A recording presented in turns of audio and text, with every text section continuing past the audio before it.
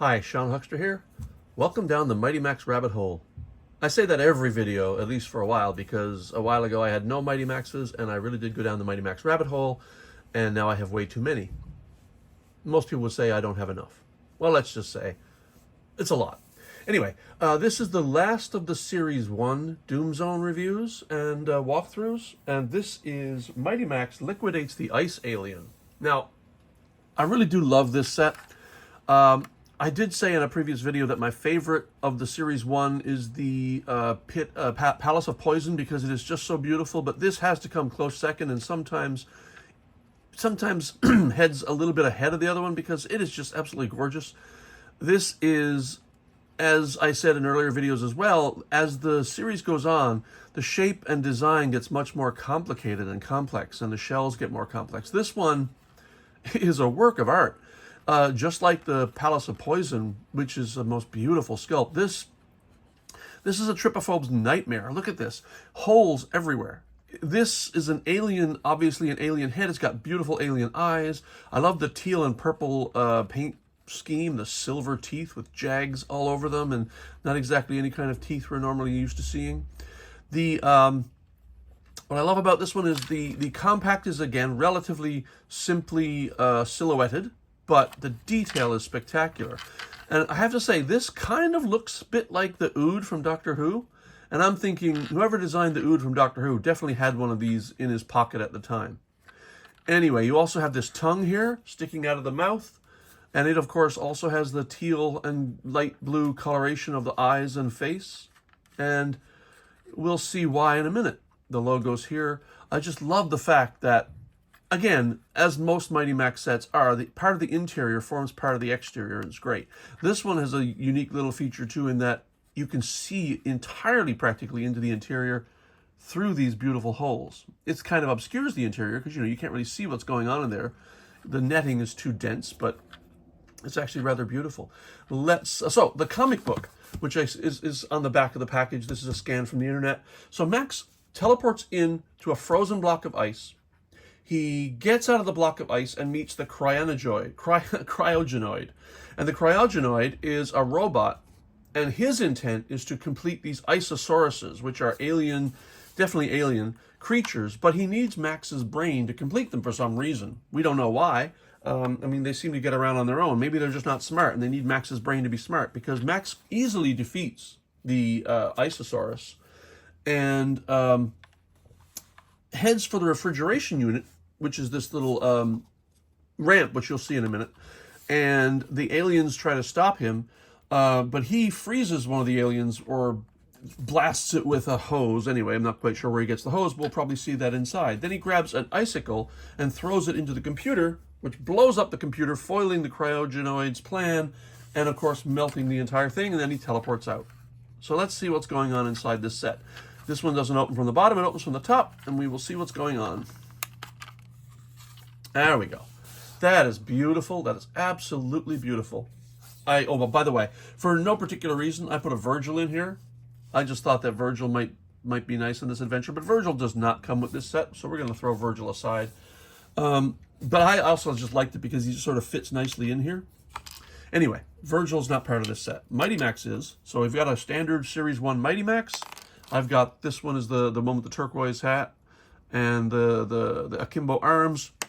And I just dropped them on the floor. Come on, Max. And Max has a little foothold here, as many sets do, but not all. Many sets have a place where Max can stand, so you can put him in place to close the shell safely. And over here you have the Cryogenoid. And he is a robotic alien, apparently. He can be a robot or he can be an alien, he can be both. He's an interesting looking alien, is that he's a robot, very much like your standard, science fiction movie robots. He's got a big claw here, a hand here.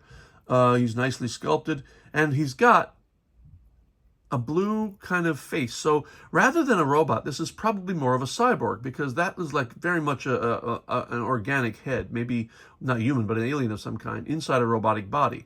Now, one thing I wasn't really sure of is that this body actually rotates around the waist, and the reason is it actually comes off. So the head sculpt is part of the legs and a column going through the chest, and the chest section and head section is a hollow piece, and he fits right back down in there, and now he's the Cryogenoid again, out to get Max.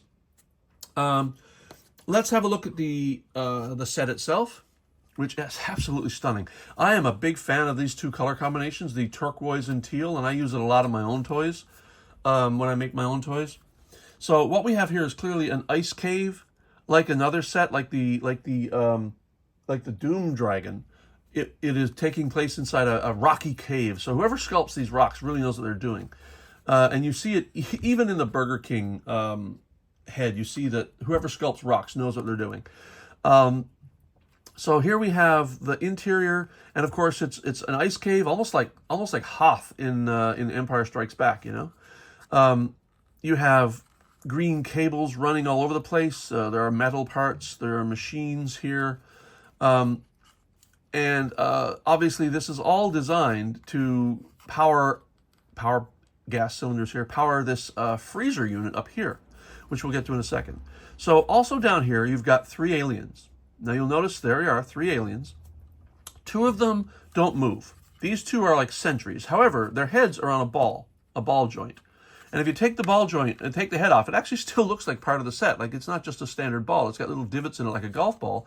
So I guess it's meant to be that if you take these off, it still looks like a good part of the toy and not just some smooth ball that looks like it is part of a toy rather than part of the set itself. But these go right back on here. And these, by the way, these 3 heads are absolutely identical. You can swap them. If you need one of these and you find one for sale, you can buy any one and it'll fit all 3 of the slots. Now this is these are obviously Iceosauruses as well, and their heads can tilt. So I consider them as like sentries at the gate because they can turn around and face the entrance, if you consider this the entrance, or they can be manipulating this computer down here, whatever. But they don't physically move. Now the Iceosaurus does move, and he is like the scorpion on the Pit of Poison, Palace of Poison. He has a slot on the floor that he stands in, but he comes out. And of course he uses the same head on a same ball joint, but he can actually move and attack Max, and he does in the comic book. So he's the alien that we face, that Max faces. Up here, we have another beautifully sculpted cavern wall, where these are stalagmites. I'm sorry, these are stalactites. Stalagmites are the ones that point up. These are stalactites, and you can see they're ridged, which of course perfectly mimics the teeth, which are ridged as well. So the teeth are supposedly part of these same stalactite set. And then you've got these machines down here, and then massive pipes powering, I guess, coolant up to what is the freezer unit, which is this here. Now this is a ramp that stands over the play field, which I absolutely love. I love it when a ramp can come over and play into the setup into the play field. And the Cryogenoid has an interesting footprint. So he has a footprint, and he has a spot right here, but he also can stand right here. You see this little slot? This little slot is meant to fit his footprint, so he can stand and lord over the scene. Of course, that also means Mighty Max can stand on the platform here. Anybody could, really. The alien can stand there. He's a bit heavy, but... so, removing the Cryogenoid, we see this is the condenser, I guess, in the massive freezer unit. Well detailed. You've got this dripping ice here. You've got all sorts of really good-looking mechanical units. This is another set that doesn't use any stickers anywhere. There's no stickers. It's all painted or modeled and detailed. And we're talking detail. We have machines in here and over here that are absolutely well sculpted. We have these pipes going up here. And I recently discovered that this is a later series, because the earlier series, the first release of this, you see this little divot right here. This little divot was carved away for the second series because the original series had a bump here, which made it difficult to close. It hit up against something in the bottom. So somebody must have seen that, and they corrected it by just cutting away a little bit here so that it closed smoothly. Now, one thing that's very interesting, and I just happened to have it here. This was a coincidence. I didn't plan this. I happen to have with me a little detail I'm going to show you. Now, you will notice up here, you've got part of the coolant machine or whatever. But you may recognize it as part of the Star Wars Snowspeeder. You've got clearly the ridges here, these wings, you've even got the cockpit. The cockpit is the same. The only thing they changed is these guns that come out here, these blaster guns. They took this section, rotated it around, flipped it around, and placed it here and here. And that's a cute little detail that I hadn't noticed until somebody pointed it out to me on one of the Facebook groups. And I said, yeah, that's absolutely clear. That is taken directly from a snowspeeder kit. And I'm assuming it came from one of the small snowspeeders that came with a diorama model kit back in the day that had the walkers and a few small snowspeeders, because this is scaled smaller than most of the models you find. I just found that a very interesting little detail. I also love the fact that right here you have these slots. These are the slots of the eyes. So the eyes aren't actually black and turquoise. They are holes, but because it's a closed unit, the eyes become, the illusion is the eyes pupils are black, but that's just wonderful. Anyway, that's the entire set. Iceosaurus fits back into his slot right here, and the platform goes up, and that's even detailed on the bottom and the top. It's just beautifully done. I absolutely love this set. And the head of this alien becomes the tongue as we close the set.